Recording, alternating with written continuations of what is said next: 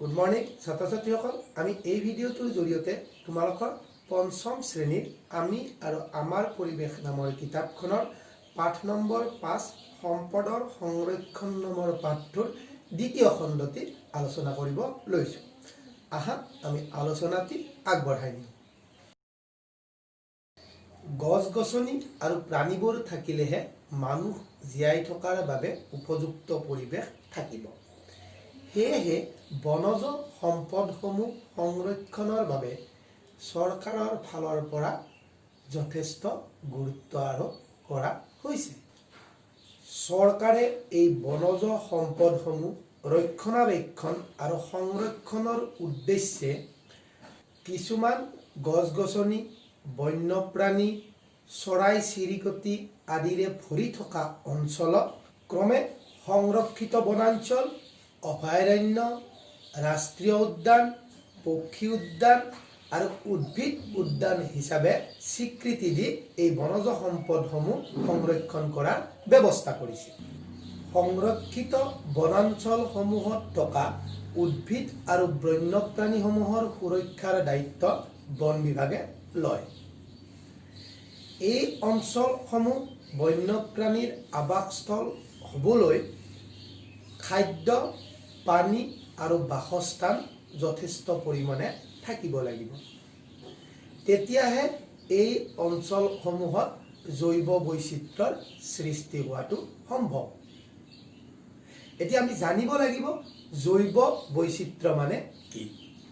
জৈৱ বৈচিত্ৰ্য হ'ল পৰিৱেশত থকা বিভিন্ন প্ৰজাতিৰ উদ্ভিদ, প্ৰাণী, চৰাই-চিৰিকটি, অণুজীৱ, কীট-পতংগ আদি হৈছে জৈৱ বৈচিত্ৰ্য। অভয়াৰণ্য হ'ল জৈৱ বৈচিত্ৰ্যৰ ওপৰত ভিত্তি কৰি চৰকাৰে একোটা প্ৰাকৃতিকভাৱে যথেষ্ট গুৰুত্বপূৰ্ণ অঞ্চলক অভয়াৰণ্য বুলি ঘোষণা কৰে। অভয়াৰণ্য মানুহৰ ঘন বসতিপূৰ্ণ অঞ্চলৰ পৰা বহু আঁতৰত অৱস্থিত। ইয়াক বন্যপ্ৰাণী আৰু উদ্ভিদক বিশেষভাৱে গুৰুত্ব দিয়া হয়। এই অঞ্চলত বন্যপ্ৰাণীসমূহে মুক্তভাৱে বিচৰণ কৰিব পাৰে। অভয়াৰণ্যত থকা গছ-গছনিবোৰ যাতে কোনেও বিনা কাৰণত কাটিব বা বিনা অনুমতিত বা বিনা কাৰণত কাটিব নোৱাৰে আৰু ইয়াত থকা প্ৰাণীবোৰ যাতে বধ কৰিব নোৱাৰে তাৰ ওপৰত চোকা দৃষ্টি ৰখা হয়। ৰাষ্ট্ৰীয় উদ্যান। প্ৰত্যেকখন স্বাধীন দেশৰ নিজা নিজা ৰাষ্ট্ৰীয় উদ্যান থাকে। একোখন দেশৰ ৰাষ্ট্ৰীয় উদ্যান এখনতকৈ বেছি থাকিবও পাৰে। এই ৰাষ্ট্ৰীয় উদ্যানবোৰত বিৰল প্ৰজাতি আৰু বন্য প্ৰাণীসমূহক বিশেষভাৱে ৰক্ষণাবেক্ষণ দিয়া হয়। আমাৰ অসমতে থকা কাজিৰঙা ৰাষ্ট্ৰীয় উদ্যানত এশিঙীয়া গড়ক বিশেষভাৱে ৰখা আৰু বিশেষ সুৰক্ষা দি ৰখাৰ ব্যৱস্থা কৰা হয়। মানাহ, নামেৰি আৰু কাজিৰঙা ৰাষ্ট্ৰীয় উদ্যানত বাঘৰ সুৰক্ষা দি তাত ব্যাঘ্ৰ প্ৰকল্পৰ ব্যৱস্থা হাতত লোৱা হৈছে। ৰাষ্ট্ৰীয় উদ্যানসমূহক দুটা ভাগত ভগোৱা হয়। এটা একেবাৰে ভিতৰুৱা অঞ্চল আৰু এটা দাঁতি কাষৰীয়া অঞ্চল। পৰ্যটকসকলৰ বাবে এই দাঁতি কাষৰীয়া অঞ্চলত দৰ্শনৰ সুবিধা থাকে। ৰাষ্ট্ৰীয় উদ্যানৰ একেবাৰে ভিতৰত থকা অঞ্চলটো বন্যপ্ৰাণীসমূহৰ বাবে সংৰক্ষণ কৰা থাকে। তাত সাধাৰণ মানুহৰ প্ৰৱেশ নিষেধ থাকে। দেশ বিদেশৰ পৰা অহা বিভিন্ন পৰ্যটকে ৰাজহ দিহে সেই অঞ্চলসমূহত প্ৰৱেশ কৰাৰ অনুমতি লাভ কৰে। উদ্ভিদ উদ্যান হ'ল এনে কিছু সংৰক্ষিত অঞ্চল য'ত বিভিন্ন প্ৰজাতিৰ উদ্ভিদ সংৰক্ষণ কৰি ৰখা হয়। এই উদ্ভিদ উদ্যানসমূহত দৰ্শনাৰ্থীৰ সুবিধাৰ্থে প্ৰত্যেকডাল গছত সেই গছডালৰ স্থানীয় নাম আৰু বৈজ্ঞানিক নাম লিখা থকা একোখন ফলক আঁৰি থোৱা থাকে। অভয়াৰণ্য আৰু ৰাষ্ট্ৰীয় উদ্যানসমূহ বিশেষ গুণবিশিষ্ট হ'লে আন্তঃৰাষ্ট্ৰীয় শিক্ষা বিজ্ঞান আৰু সাংস্কৃতিক সংস্থাই আন্তৰ্জাতিক স্তৰত প্ৰাকৃতিক বিশ্ব ঐতিহ্যৰ স্থানৰূপে স্বীকৃতি দিয়ে। অসমৰ কাজিৰঙা আৰু মানাহ দুয়োখন ৰাষ্ট্ৰীয় উদ্যানে বিশ্ব ঐতিহ্যৰ স্থানৰূপে স্বীকৃতি পাইছে। বনাঞ্চল ৰক্ষণাবেক্ষণৰ ক্ষেত্ৰত বিষ্ণই জনগোষ্ঠীৰ মানুহসকলে যোগোৱা অৰিহণাৰ এটা কাহিনী তোমালোকৰ কিতাপত দিয়া হৈছে। আহা আমি কাহিনীটো পঢ়ি চাওঁ। ছবিত দেখা এইসকল হৈছে বিষ্ণই সম্প্ৰদায়ৰ মানুহ।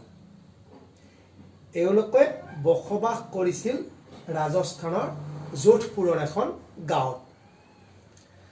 আজিৰ পৰা প্ৰায় 250 বছৰ আগতে ৰাজস্থানৰ যোধপুৰত ৰজাই এটা কাঠৰ দুৰ্গ নিৰ্মাণ কৰিব বিচাৰিছিল আৰু তাৰ কাৰণে তেওঁৰ প্ৰয়োজন হৈছিল কাঠৰ। আৰু কাঠ কাটিবলৈ তেওঁ খৰিকটীয়া পঠাইছিল বিষ্ণই জনগোষ্ঠীৰ মানুহবিলাকে বাস কৰা বিষ্ণই গাঁওখনলৈ। এই বিষ্ণইসকলে খৰিকটীয়াসকলক খেদি পঠিয়াইছিল।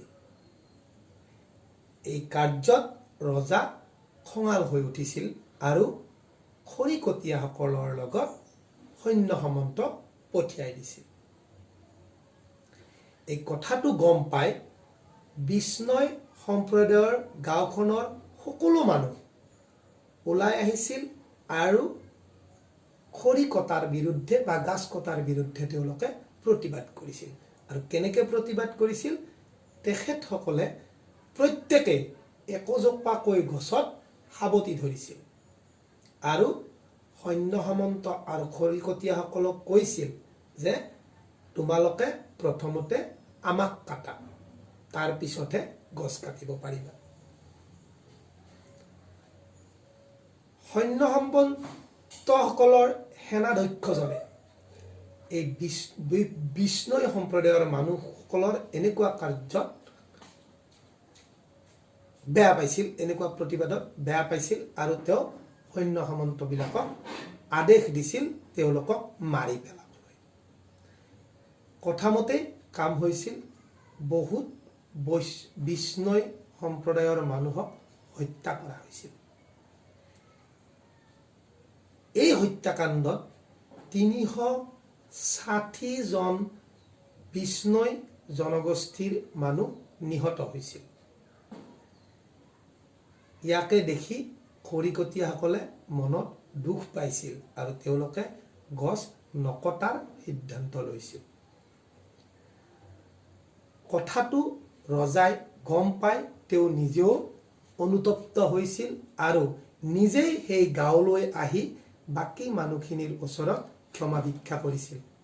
আৰু সিদিনাই তেওঁ ঘোষণা কৰিছিল যে বিষ্ণই সম্প্ৰদায়ৰ মানুহ থকা এই গাঁওসমূহত বনাঞ্চল ধ্বংস কৰা বা বন্যপ্ৰাণী বধ কৰা নিষেধ। এইটো এটা উদাহৰণহে মাত্ৰ।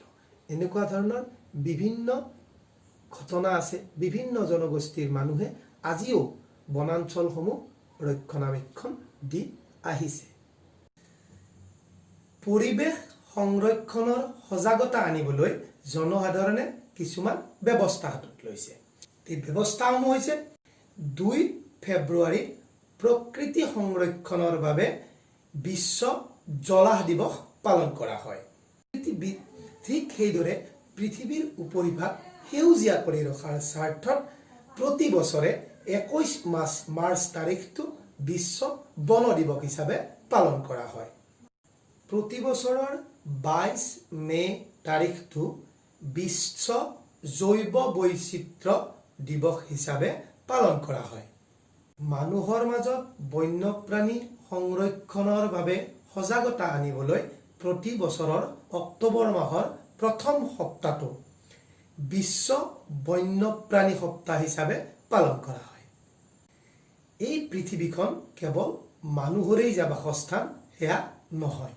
ইয়াত বিভিন্ন জীৱ জন্তু বাস কৰিব পাৰে আৰু সেই কাৰণে প্ৰতি বছৰৰ অক্টোবৰ মাহৰ ৩ তাৰিখটো বিশ্ব বাসস্থান দিৱস হিচাপে পালন কৰা হয়। মৰমৰ ছাত্ৰ ছাত্ৰীসকল, মই আশা ৰাখিছোঁ তোমালোকে এই ভিডিঅ'টোৰ জৰিয়তে কিবা অলপ হ'লেও বুজি পাবলৈ সক্ষম হৈছা। আগলৈ এনেকুৱা ভিডিঅ' পুনৰ দিয়াৰ প্ৰতিশ্ৰুতিৰে আজিলৈ আহিছোঁ। ধন্যবাদ।